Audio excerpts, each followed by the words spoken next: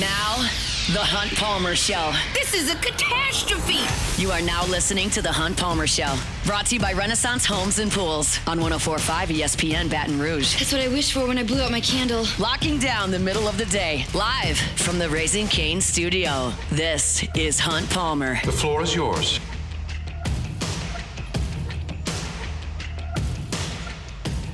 Wednesday show is brought to you by Renaissance Homes and Pools. Hour number 2. We'll go inside my SEC baseball power rankings coming up at 2:30. Had to look through them. We got a little bit more data for that after the weekend that was. We got 2 SEC weekends in the rearview mirror. And I feel okay about where things have shaken out. There's still a big chunk in the middle that you can just toss in a hat and flip around in like no order. I'm talking about the Floridas, Oklahomas, Kentuckys, Tennessees, Ole Misses. Like, I don't really know what to do with them. It seems like they've got some real strengths but some real weaknesses. But I feel good about my top 5. I think the top 5 is like ironclad right now for me. And I feel good about the bottom 2. Then there's just like a big mess in the middle. I feel like that's probably the case with a lot of different SEC sports, whether it's football, baseball, basketball. But we'll get to it coming up in about 30 minutes. Obviously, the news of the day is around the reporting from John Rothstein and then Matt Moscona here at LouisianaSports.net and ESPN Baton Rouge regarding Will Wade. I discussed that at the top of the show today, so if you missed it and want to go check that out, you can certainly find that on YouTube or wherever you find your podcast on demand. Just search Hunt Palmer Show. In hour number 2, we're going to talk to Koki Riley, advocate beat recorder for LSU baseball, and get his thoughts on LSU's weekend that was. What they do without Cooper Moore obviously is a big deal, and then what they are trying to do this weekend against Kentucky in a big 3-game set for LSU. There's just no two ways about that. You're looking at again. I told you this entering the week, like last week. You got Oklahoma and Kentucky coming in, and then you've got a 4-week stretch that honestly, like, it doesn't look as bad on paper as it did 2 weeks ago before you started SEC play. But just in the nature of what you're looking at feels really uneasy, right? Because when you look at it, I'll just go through it. After you play Kentucky, you go to Tennessee. That, on paper, sounds awful. Tennessee's been the most powerful program in college baseball beyond LSU in the last 5 years. And if you really take into totality all 5 years, Tennessee is the most powerful program. LSU's just got more national championships. But like, Tennessee is awesome in that ballpark until they're not. And they weren't last year. Now they have a new coach, and they didn't play great last week. Like, Missouri had them on the ropes at times. But you still are at Tennessee. Then you're at Ole Miss. Well, Ole Miss is, powerful. They hit a lot of home runs. They've got an ace in Hunter Elliott, but Cade Townsend is dealing with some injuries. So maybe that's not quite as difficult as you thought it might be. And then A&M comes to Baton Rouge, and you look at the Aggies, and they played a really tight series up at Oklahoma over the weekend. So you were like, okay, that's a nice job on the road. So they come back home to play Georgia, and Georgia treated their pitching staff like a piñata over the course of 3 days in College Station. Now, A&M got out and took it to them on Sunday to salvage a game. But the first 2 games, Georgia punked A&M. So maybe that doesn't look quite as difficult as it once did. And then you're at State, and that's going to be brutal. I'm still very excited to go to Starkville. Let me say that clearly. I'm excited to go to Starkville. I'll be there. I'm going to do my show Friday from a barbecue restaurant there in the Cotton District. I'll be in the ballpark Friday. I'll be in the ballpark Saturday. I'll be in the ballpark Sunday, and then come home late Sunday evening. But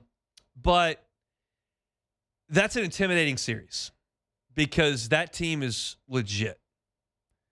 They went to Arkansas and played Arkansas straight up and just lost the series. Tough place to go in at Baum. And then Mississippi State just annihilated Vanderbilt over the weekend in Starkville. Just dusted them. 3 games, no problems.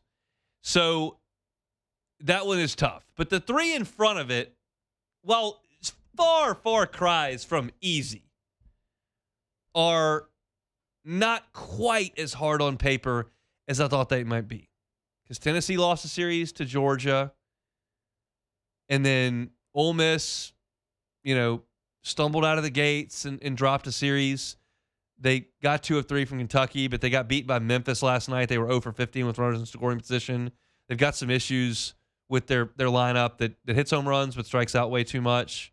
Bullpen's good, but State's the tough one. And you need to get to Mississippi State with a little bit of wiggle room. And unfortunately, you kind of played yourself away. I shouldn't say out of wiggle room, away from wiggle room to this point. So as I look at the schedule, and every game's individual, and you never really know, trying to project out is a fool's errand in most cases.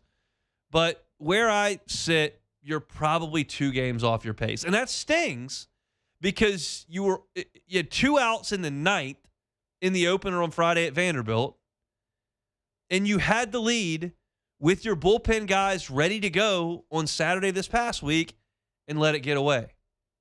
And if those 2 games go differently, and ifs are brutal, I get it, but if those 2 games go differently, the conversation's just different. Here's what my conversation would be had LSU won those 2 games. It would be, they're not playing great, but they're hanging around and they're in fine position. Instead, now they're not playing great and they're really not in fine position. They got a lot of time left, but Vanderbilt is probably not very good. They lost 2 preseason weekends and got swept in their other SEC series. So Vanderbilt is probably not good. And you lost 2 out of 3 to them. So it's a moving target. It's ever changing. We don't have all the data, and we're not really sure. Maybe South Carolina is going to go 4-26. Maybe South Carolina without Maneri is way better than they were. Maybe Florida is damn good with that pitching rotation up front. Maybe Florida is the team that got swept this weekend. I'm not sure. But from an LSU perspective, to kind of round this into shape, to talk about the schedule, I think one of your easiest series is in the rearview mirror, and that's Vanderbilt.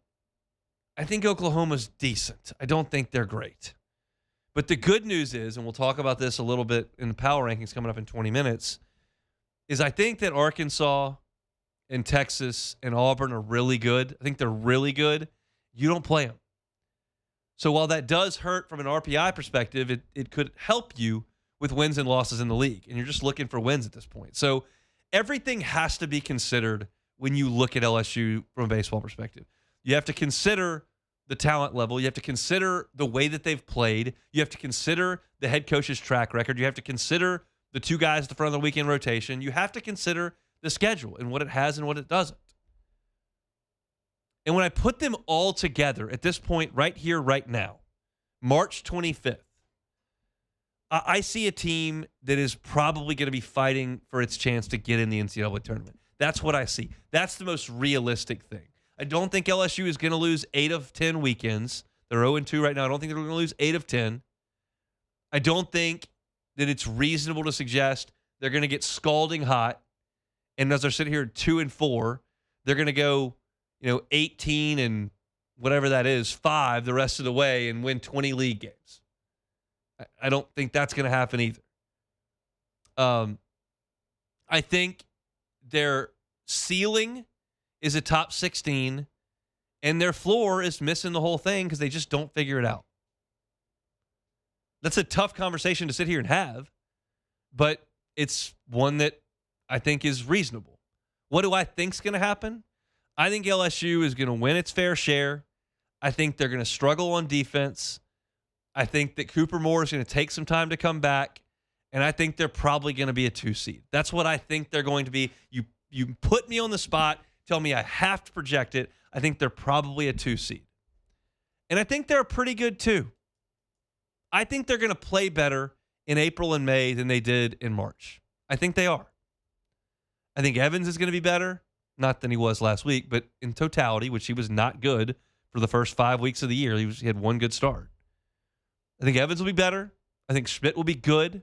I like Sheeran. I like Guidry. I think the outfield is going to produce offensively. That's Stanfield. That's Curiel. That's Brown. I think they're going to hit. And I think you're going to get more from some of the guys who have been woeful for the last 5 weeks. I think you're going to get more from Milam. How much more we'll see. I think you're going to get more from the catchers. I think Zach York's going to be okay. but I don't think you're a great team. And defensively, you're not good. Too many free bases. So I think you're probably 14-16, 15-15, and that's a 2. And if you're a 2, you got to travel somewhere.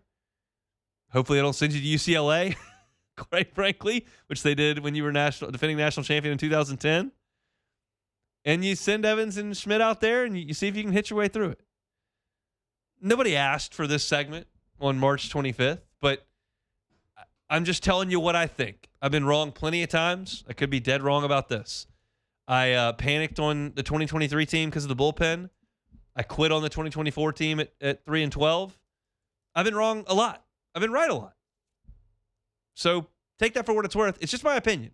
I'm here to give you an opinion. My opinion is they're not going to get scalding hot. They're going to play better. They're going to win their fair share. They're going to be around 500 in the league. It's probably a 2, and we'll see what they can do when they get to the postseason. LSU's never advanced to Omaha without going through the box. Only in this super regional format. They did in College Station in the late 80s, but it's always been through the box. I don't know if that's going to happen this year. I'm hopeful. They can get a home regional. Anything can happen in the super that's paired opposite you, and then you could be at home. But that's what I think about LSU right now. That's my big picture thought. I get that a lot. Like, what do you think about the team? They're going to get better? That's my big picture. I think they're going to play better. I don't think they're going to play quite well enough. I think they're a 2 seed. I'm not going to, we're going to see what a matchup looks like, but I don't mind this team in a regional format. I certainly don't mind if it's the team that showed up in Jacksonville. They'll win any regional they go to if they play like that. But they got to play like that more. I need to see that more. I'd like to see it this weekend against Kentucky. Sweep this weekend against Kentucky, I'll think differently. That's the beauty of baseball. That's what I love about this.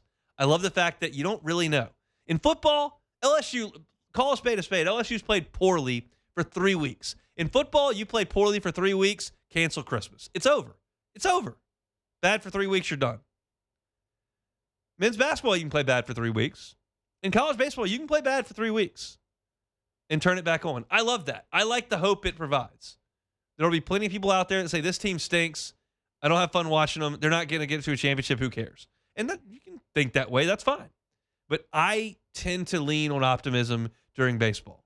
And because of what happened for me on this show in 23 and 24, I'm going to be really slow to hammer their toast button because of those 2 years. That's just me. We'll see. Got to win last night in 10-run fashion. Maybe feeling better about themselves today. I'm hopeful they go out there on Friday and put it on Kentucky. But we'll see. Got 45 minutes left to go. I'm SC Baseball Power Rankings coming your way in 15 minutes. Don't go anywhere. It's the Hunt Palmer Show.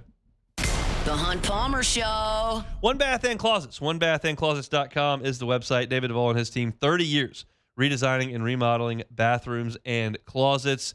Look, it doesn't have to be a full-scale, massive renovation. They can do that at One Bath and Closets, but maybe it's just a tub-to-shower conversion. I got 2 kiddos under 5. 6 o'clock rolls around, they're in the tub. It's a disaster. Splashing everywhere, bubbles everywhere, soap everywhere, towels thrown about, but they have fun. That's my house. If you don't have that in your house and you just stand in the tub to take showers every night, well, take the tub out. That's a lot of room you're wasting. Put in a glass walk-in shower. Change the functionality of your bathroom. Change the aesthetic in there. Add some value to your home. Don't take the bathroom. Maybe your bathtub's old and dingy or doesn't function anymore. David Vaughn and his team are happy to help you with that. They've got a master plumber under contract. They've been at this for 4 decades almost. Trust One Bath and Closets. Go to the website, onebathandclosets.com. Onebathandclosets.com. You're listening to The Hunt Palmer Show.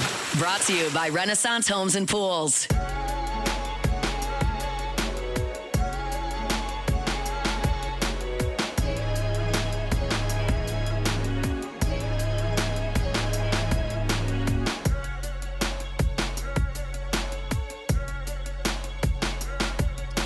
Wednesday shows brought to you by Renaissance Homes and Pools. Looking for the forever home that you've always wanted? Renaissance Homes and Pools can build that for you. Looking for a dream pool? Renaissance Homes and Pools can build that for you. How about an outdoor kitchen? Looking for a place to entertain outdoors here? Renaissance Homes and Pools can help you out with that. Check them out online at builtbyrenaissance.com. Koki Riley covers the LSU baseball beat for The Advocate. Joins us now on the Jim's Firearms Hotline. Koki, thanks for the time. How are you? Doing pretty well. How's it going? Going quite well. How big a deal is the Cooper Moore injury for LSU? I think it's a really big deal because I think one of the few strengths that this team has shown is that they have three starters who can go 4, 5, 6 innings into a game, and most teams around college baseball, quite frankly, don't have that. And when you take Cooper Moore out of the equation, that simply puts LSU in a spot where it's hard to sort of rely on that. Granted, Zach Cowan's probably a better backup option for that than what most teams have, and that's assuming if Cowan even throws. But yeah, no, it is a really big deal, and I think Moore was throwing better in his second SEC start, and it seemed like he was a little bit on the Anthony Ianson plan, where he kind of gets off to a bit of a slow start in SEC play before kind of slowly improving as the season goes along. I realize you're not a doctor or a pitching coach or literally Cooper Moore, but what does your gut tell you about what his impact is going to be on the rest of this season? I think that, for LSU, what's most important is to just sort of keep its head above water as it doesn't have Cooper Moore, because, this team has a record that's, similar to the one that it had in 2024 halfway through SEC play, and that's roughly around the time where Moore might come back. If that ends up being the case, then this team's in a lot of trouble. Yeah. And I think that it's really just going to come down to, how a guy like Zach Cowan does in the role, how their pitching depth sort of goes, and how that affects the rest of their pitching depth, because they need to be able to pick up those innings again. I'm a little bit more optimistic about that, given what we saw last weekend. But I think ultimately, the biggest problem with this team right now is the bats. And granted that they did score 15 runs last night against Louisiana Tech, they looked a little bit better. Louisiana Tech isn't a terrible team. So I think that, that was definitely a positive sign for them. But how much better is it going to look like against really good pitching and teams that have, SEC caliber arms, and Kentucky's a good team. So they have to win. They kind of have to win this series this weekend, because they're on the road for the next two. And Tennessee has struggled with the plate as well so far this year. So I think they have a shot there. But Ole Miss, I think, is a pretty good team. I mean, they just beat this Kentucky team at home in a pretty competitive series, and that's going to be on the road for LSU. So it's not going to get easy from here. And I think that, the bats are going to have to pick it up. And this more injury even makes that even more important for them. What do you make of last night's offense? Just that's a nice game, or maybe they figured some things out with the people they want out there? How do you feel about it? I think they figured something out with the people that they want out there a little bit here, just in terms of they want John Pierce in the lineup, they want Omar Cerna in the lineup. How they do that, whether that's, last night it was Kate Arambidi being on the bench because of that. Yeah. And Saturday it was Zach York on the bench because of that. And then Zach York gets 2 home runs and he returns to the lineup on Tuesday. So what variation of that is kind of the question for this team right now, because of the shifting and a lot of the stuff they're doing on the infield. I think that's how they're trying to make up for the defense aspect of this, because they love their outfield defense. It's the infield defense that's been the real issue for this team, and frankly, the catcher defense has been a problem as well. I don't know how they're gonna solve the catcher defense thing other than just young guys getting more experience. But I think that on the infield, they think they've created some sort of formula here to taper some stuff over, and it kind of worked last weekend. But you're still just putting so much pressure on literally one guy, and that's Stephen Milam. So what is I think I say all that just to say that yes, they have found some sort of formula here to get their better hitters into the lineup. There's really only one question they sort of need to answer with that DH spot or whatnot. And then two, they've used the defensive shifting to sort of answer the question that you give yourself on defense when you make those offensive decisions. Koki Riley is our guest, covers the LSU baseball beat for The Advocate. He's with us on Wednesdays. All right, on the positive side, you saw Kason Evans' best outing as an LSU Tiger back on Thursday. What does that mean? Yeah, for Evans, I think that's absolutely huge, right? Like when his mechanics are in line and he's throwing the ball well, he's one of the best pitchers in college baseball, and you saw that the other night. And I mean, when again, it's all about command and control and knowing where all your pitches are going, and that just opens up the rest of the strike zone. And when you're getting ahead and counts that consistently, it just makes it so much easier to manipulate hitters when you're in 1-2 and 0-2 counts. And I think pacing is really huge for him. He works very, very fast. Occasionally, last year, he worked too fast. Yeah. He said after the Oklahoma game that he worked too slow in the Vanderbilt game. So I think pacing is very, very important for him, and finding that right pace and finding those right mechanics. And he definitely had that in this game. And it's just a matter of consistency with him at this point, right? Like he's just got to be able to do this the week in and week out. And if he can do that, then he's one of the best pitchers in the country. If he can't, then it's really going to hurt this team. This is a pessimistic question. I admit that out front, but I just want your thoughts on it because you watched this team play in person for 3 days. Does what happened to Vanderbilt and Starkville last weekend put your spidey senses up a little bit? Like, I mean, Vanderbilt was not competitive in Starkville. Yeah. I mean, in terms of how far LSU away is from the top of the conference, yeah. Yes. In terms of being like a real College World Series contender, absolutely. It doesn't quite put me there in terms of like they're going to miss the tournament or, they don't have a shot at, winning a regional. I'm not quite there yet. I think the Cooper Moore thing makes it even harder for them to get over that level. But I at the same time, like, and scouts will tell me this all the time, like this team's too talented for them not to, figure something out at some point.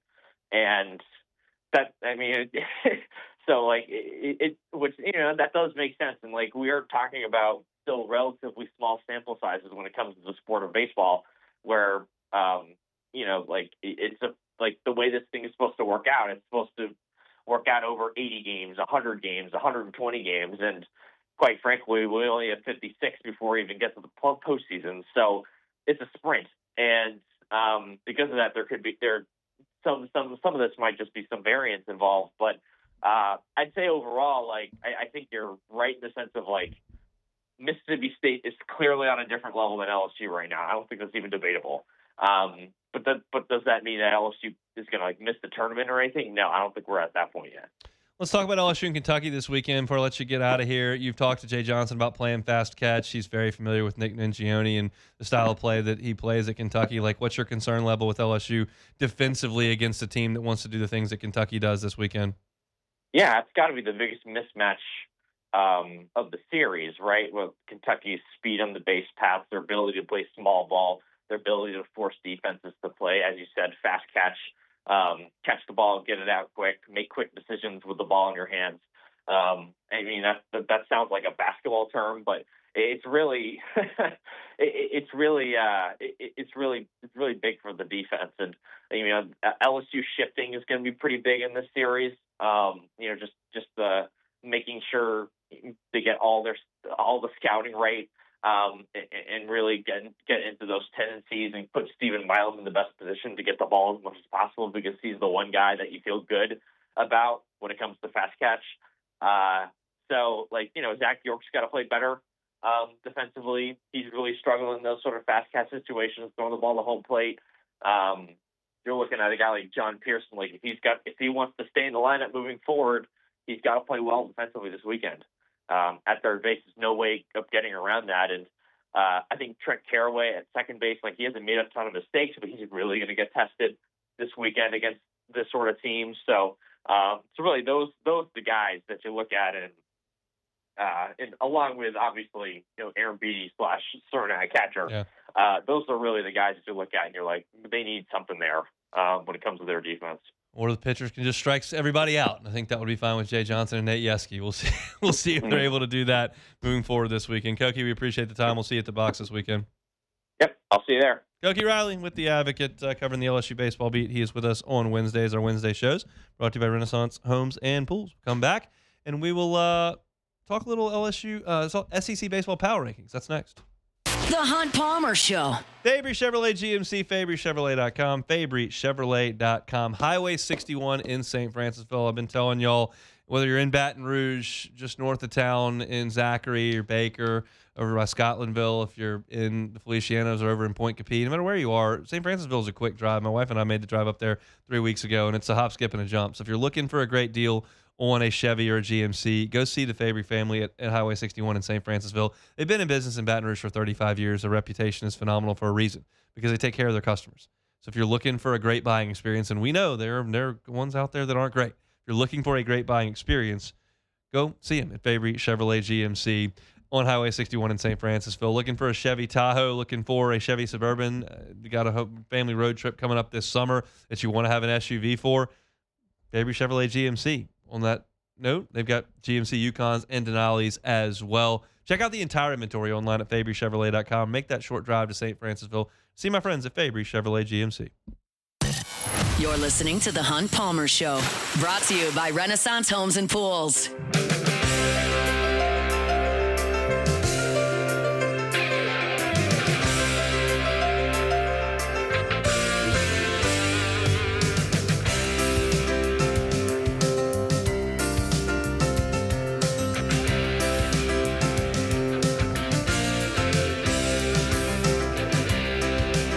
Working with local companies, and certainly Renaissance Homes and Pools fits that bill. Joey Blanchard's been in this community for decades. He has helped dozens and dozens of Baton Rouge homeowners get into the homes of their dreams and the pools of their dreams. That may include an outdoor kitchen as well. If that fits you, you're looking to build that forever home, Joey can help you at Renaissance Homes and Pools. If you're looking for that pool, he can do that for you. And you're not too late. It's just middle of March. You contact Joey today, shoot him a text. I'm going to give you a cell phone number at the end of the read. Shoot him a text, say, hey, I've been thinking about a pool. Let's get started. He'll have that consultation with you. He's got this incredible software, can design whatever it is you're looking for. Big resort-style pool with all the fancy stuff in, or something simple like a cocktail pool, if that's what fits your personal needs better. He can do it. Send him a text, 225-252-7745, 225-252-7745. It's a great time to get a shovel in the ground and make sure that you are swimming when the summer heats up here in South Louisiana. Renaissance Homes and Pools, they're online at builtbyrenaissance.com. All right, we got 25 minutes left to go, so now's the time. It's time for our SEC Baseball Power Rankings. Hunt's SEC Power Rankings. The Texas Longhorns. I think Texas is definitely the best team. I think the top four are set in stone right now. Really, the top five for me are set in stone, but Texas is the best. They beat Ole Miss 2 out of 3 and really could have swept that series with ease if Ole Miss doesn't hit a grand slam in the 9th inning. But they battled, and they've won a couple series against Ole Miss and at Auburn, so I think that's impressive. The Mississippi State Bulldogs. State's really good. They went to Arkansas and lost 2 out of 3, but that was a tough series, and then they came back and just dominated Vandy and Duty Noble.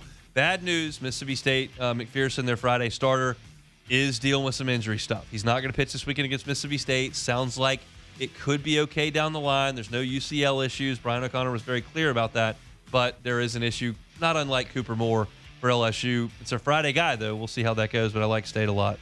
The Arkansas Razorbacks. They're 4-2 as usual. Beat Mississippi State at home. They went to South Carolina and won 2 out of 3 after winning 22-3 in Game 1. Paul Maneri was fired after that, and then they played 2 tough games with South Carolina. But 4-2 as usual. Dave Van Horn like clockwork. The Auburn Tigers. This team is good. They went to Missouri and swept, and Missouri's functional this year. They played well in Knoxville. Auburn swept them on the road, and then they lost a game to 2 out of 3 to Texas. But they fought back and got one of those games. They played Texas relatively close. I think they're competitive. I think they're good. I love their Friday night starter, Marciano. I think he's excellent. I love their lineup. Rimbert's been very, very good since coming back from injury. So I like Auburn a lot. The Georgia Bulldogs. First 4 was the same from last week. This is a big mover. Georgia's up 4 spots. They beat Tennessee 2 out of 3 in a really close series. So I had them at 9. But then they went to A&M, and they hit like 11 home runs in the first 2 games. And they only hit home runs in little old Athens. No, they were bashing them out of College Station left and right. Georgia has a really good bullpen and a really good lineup. I don't know about the starting rotation, so that's why they're back towards the back of this pack. But I think they're a good team. They're 5th. The Oklahoma Sooners. I just wasn't wowed with Oklahoma this week. They did come to the box and win. You can't sneeze at that. I think that has more to do with LSU's ineptitude than really a lot. But they have beaten Texas A&M and LSU, and they're 4-2. So I'm not going to move them way back. I moved them back one spot. I don't know that I think this is a top 8 national seed. They're probably on the borderline of a host. I think they're going to lose some series down the road. But Skip Johnson's done a really good job. He's got second worst facilities in the league and a decent team. The Kentucky Wildcats. I see Kentucky with my own eyes this weekend. I moved them up one spot from 8 to 7. They swept Alabama opening weekend. They lost 2 out of 3 at Swayze Field in Ole Miss this past weekend. That puts them at 4-2, which is a good spot to be in. They're typical small ball team, and they're not dynamic on the mound, and they're having some trouble on Fridays. We'll see if they change that up this week, but I think they're okay. The Tennessee Volunteers. They beat Missouri 2 out of 3. I moved them up. More so teams moving back behind them. You'll see that here to come. But Tennessee's right there in the middle of the pack. I think that's fair. I liked what I saw from Tegan Kuhns on Friday last week. I watched some of his start against Missouri. They lost that game, but he's got really good stuff. They're not hitting like they need to, and that's why they're in the middle of the pack. Texas A&M! Aggies have lost both series. Lost at Oklahoma. Lost at home to Georgia. They've got mediocre starting pitching and a high ceiling lineup that hasn't really come together, and I think they got a bad coach. That's what I think. I think they got a bad coach. That's what I'll leave it at that. A&M is at 9. The Florida Gators. Florida backs up 3 spots. They swept South Carolina. We know now that had a lot more to do with South Carolina than Florida. Then they were swept by Bama, so they're 3-3. They get a no-hitter thrown against them in the first game, but I still think their top 2 in the rotation of Peterson and Aiden is a good 1-2. It's Aiden. I keep wanting to say Aiden Hall. It's Aiden King. Aiden King is a good 1-2. Their lineup's got some really good pieces, but they're just not winning a lot. So I backed them up from 7 to 10 this week. The Vanderbilt Commodores. Beat LSU 2 out of 3, swept by Mississippi State. Now they got some awful news today that their most talented arm, Austin Nye, is out for the season. He did not pitch against LSU or this past week against Mississippi State, so not something that LSU can hang its hat on. Oh, well, we had to face that guy. No, he was out for that weekend too, but that's going to make it tough on Vanderbilt. I don't think they're very good. I don't think they're a threat to host a regional this year. The Ole Miss Rebels. Got the Rebels at 12. They lost at Texas 2 out of 3. They beat Kentucky 2 out of 3. They swing and miss so much. It's a swing and miss so much. Like last night against Memphis, they're striking out so much. They were 0 for 15 with runners in scoring position. Like they can hit homers. Tristan Bissett is off to an amazing start. They got 2 really good starting pitchers. Their bullpen's pretty good. They swing and miss so much. That's why I've got them at 12. The LSU Tigers. LSU backs up to 13, guys. What am I supposed to hang my hat on here? Evans had a good start. Like, that's a good thing. I don't think LSU will finish at 13th. I cannot, the way that they're playing in good conscience, put them ahead of 13th at this point. That's where they are. The Alabama Crimson Tide. They swept Florida. I didn't even move them. They threw a no-hitter. That's great. I've watched Alabama play like 4 games this year, and I just don't trust it. LeBron had a big power weekend against Florida. Faye and Zane Adams are a good top 2. I think Alabama is the 3rd worst team in the league. That's where I've got them right now. The Missouri Tigers. Missouri has been plucky. They were swept by Auburn, but they played them tough all 3 games. And they lost 2 out of 3 to the Vols, but they beat them on Friday with Tegan Kuhns on the mound. They're scrappy. They're going to win like 8 league games this year. Like they won't get in the tournament, but they've got 1 league win. They're going to win 8. They're going to win 7 in their last 8 weekends. That's what I think for Missouri. So got them at 15. The South Carolina Gamecocks. Very curious about this because Maneri leaves after they got here's their first 4 SEC games with Maneri.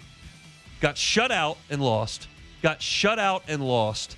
Got 10-run, 13-3.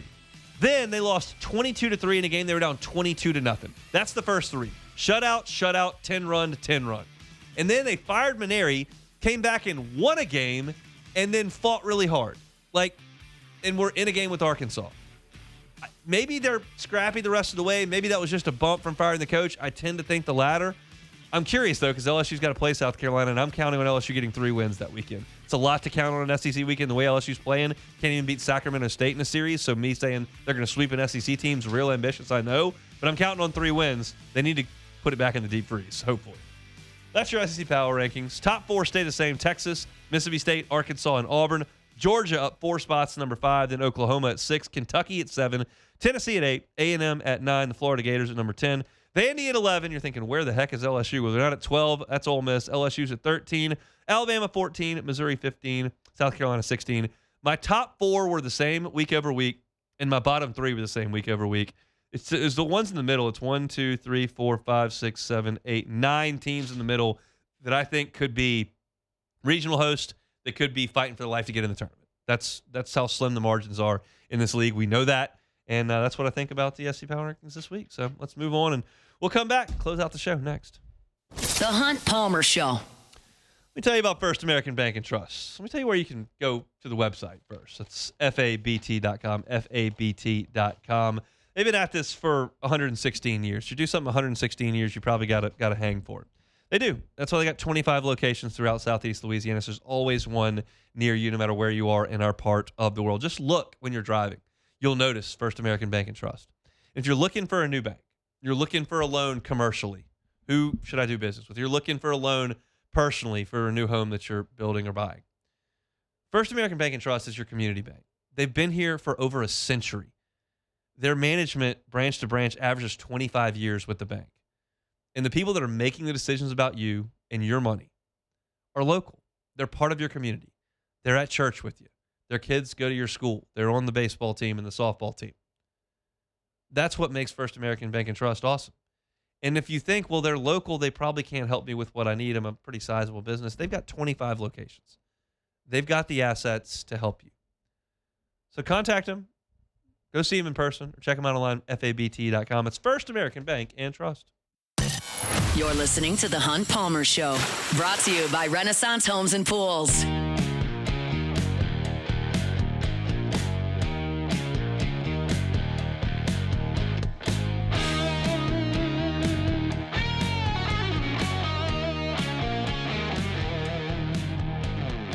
Let me tell you about the Highland Insurance Group, HighlandIG.com, HighlandIG.com. You know, if you're a business owner, your chief concern is running the business. It's doing what you do, right?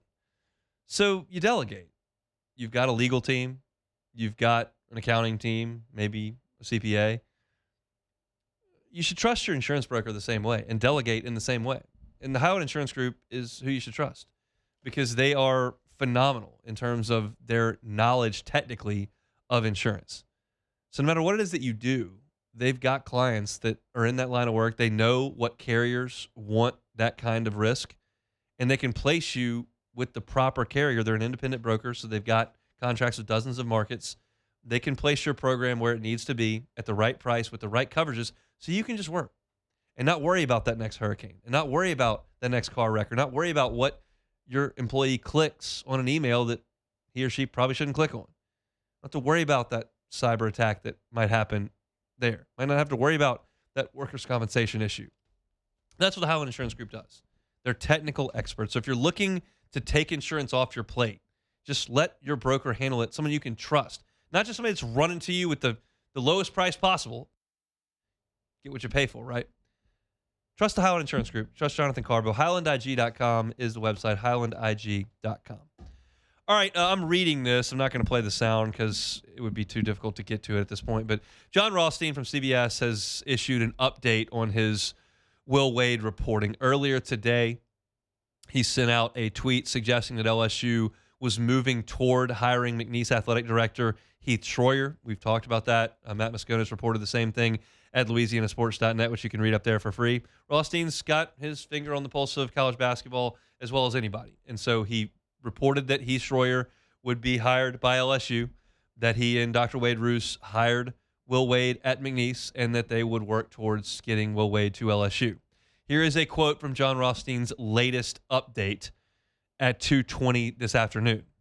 Quote Rothstein, "I'm not someone who is a rumors and speculation type reporter, but I will say this. All signs are now pointing that the LSU job is going to open. They're going to part ways with Matt McMahon, and Will Wade is definitely on the verge of going back to Baton Rouge as LSU's head coach in what would be one of the more incredible reunions.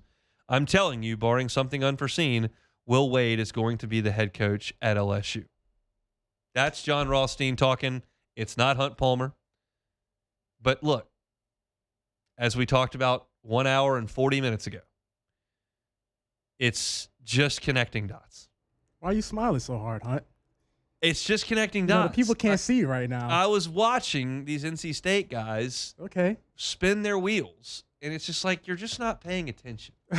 And like, who do you think knows Will Wade better? The people down here that have known him for 6, 8 years, 10 years, that have relationships with him, or the folks that are actively moving people around that know him?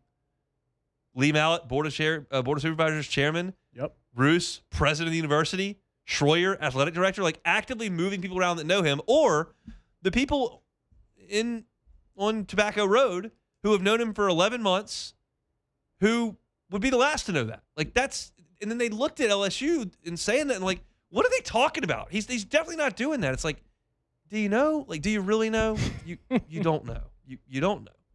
So that's the point. We got to play Take It or Leave It. Take it or leave it. Take it or leave it. Today's hottest stories in sports, news, and sometimes even Hunt's life. The question is, will he take them or leave them? All right, so slam dunk, I guess you want to call him the legend. Matt McClung made history on Tuesday night in the G League. McClung becomes the G League's all-time leading point scorer with a 59-point outing. The Windy City Bulls plays for the Windy City Bulls now. McClung passed Ronaldo Major mark of 5,299 points that has stood since 2017, and he just did it in 253 games. So the question for you, Hunt, is the NBA is that talented that the G League all-time leading scorer still can't get a roster spot. Take it or leave it. I'll take it. I mean, that's pretty clear. It's one of those deals like you had somebody set the minor league home run record in the last 10 years, and they're like, is that something you want to have? Yeah. Do you want to have the minor league home run record? Like, you have a home run record, but like you didn't make it to the majors. Like, or you would rather hit 6 home runs in the major league over 10 years than hit 180 over 8 years or whatever. I mean, like, it's probably not the distinction that you want, but Matt McClung is a talented dude. He came to the PMAC with Texas Tech in the game that Texas Tech got out alive and won. I think Will Wade was the coach during that time. Interesting. I mean, I don't think it's an honor that you want, but McClung's making 6 figures. Probably got some endorsement deals from the slam dunk competition. A little some, but it's not been a monster lucrative career, but he's playing hoops, so you got to love it. He's getting paid to hoop, but still, I just can't believe this guy can be. And he's multiple-time MVP in the G League, by the way, and he still just cannot get a roster spot. I don't understand it. So, Pete Crow Armstrong new contract extension with the Chicago Cubs is for 6 years, $115 million. The deal is set to begin in 2027. It's a rarity because it does not include a club option, allowing Armstrong to hit free agency before his age 31 season. Yep. So, Cubs making the right move, locking in PCA. Take it or leave it. Take it, baby. I'll take Love it. He's gonna, even if he's not good offensively, which he was in the second half, he will play Gold Glove defense in center field for 6 years straight, and that's a good thing to have. And the odds are that he does hit because he's been a great prospect and had a 30-30 season last year. So 30-30. But I think he hit 22 or 23 before the All-Star break, and then just hit nothing after the All-Star break.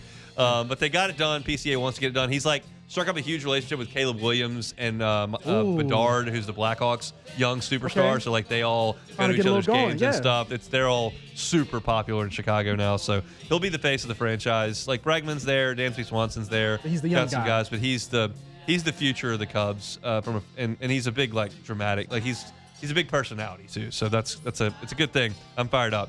On the record. Okay. It's on the record. On YouTube. It's wherever we can clip it and put it anywhere. There is no chance the Cubs do not win the division this year. Oh, no, we got 100%. That. I have 2 of them. 100% we're winning the division. Oh, we got you because I have 2 of them clipped up. We'll bring it back. Trust me, we'll bring it back. So the San Francisco 49ers will open the 2026 season on the international stage, taking on the Los Angeles Rams in the NFL's first ever game in Melbourne, Australia. So listen to these times, Hunt. Okay. So the Week 1 matchup is set for Thursday, September 10th at 5:30 p.m. Pacific time at Melbourne Cricket Stadium, whatever it's called. Okay. Due to the 17-hour time difference, the 49ers will take the field Friday at 10:35 a.m.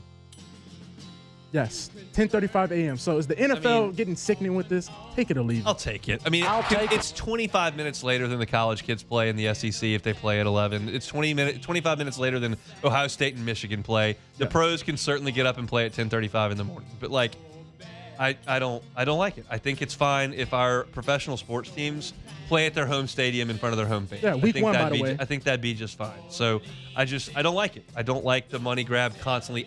We have to do everything to try to get more money, and I just don't see it that way. But That's because I'm a fan and I'm not a business person I'm gonna keep watching. involved in it. So You know, it is what it is. I'm gonna keep watching, but 17-hour time difference. That's kind of That's crazy. significant. That's it for Take It or Leave It. All right. If you missed any of the show today, let's Will Wade chatter. LSU baseball talk for 30 minutes. We talked some Lane Kiffin as well. Plus, Saints got Zach Wilson. All that on demand wherever you find your sound. Hunt Palmer Show. Hunt on LSU for our LSU stuff. Hunt on Saints for our Saints stuff. Matt is going to drive you home next. He will certainly have more on the Will Wade situation. Tomorrow, we're back. The Hunt Palmer Show. Lifetime Roofing. LifetimeRoofingLA.com. LifetimeRoofingLA.com is that website. You know, you need to trust your roofer. It's a big decision, obviously. And there are companies that will come in and try to take advantage of people during a time of need. And when you've got a big storm that blows through here, a lot of folks need roofs. Trust folks at Lifetime Roofing. Get them to get that inspection. If you think there may be something wrong, but you're not sure, you got a rain, you might have an issue, there's a hail, but you're not sure if that might be an issue, a powerful windstorm that we have, get the folks at Lifetime Roofing to do that inspection. Maybe you need a new roof, and they'll help you through that process. Maybe you just need a repair. They can do that as well. Maybe you just need some fortification, need a tune-up on that roof. They can do that as well. They're not here to just sell you the most expensive thing they have, which is, of course, that new roof. If you need one, they can help you with it at Lifetime Roofing. Check them out online at lifetimeroofingla.com. They got financing available up to 18 months at 0%, and every single roof can come with that lifetime workmanship warranty. Check them out online, lifetimeroofingla.com.